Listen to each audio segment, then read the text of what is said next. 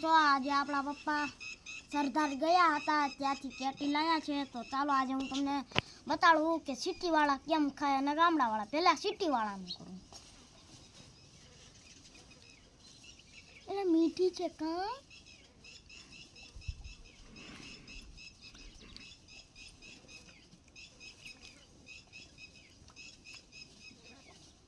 city વાળા હરકો હોઠાઈ ન પલાડે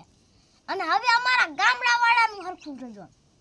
આ એક કેટી છે હવે ગામડા વાળા જોજો અરે મીઠી છે કા હા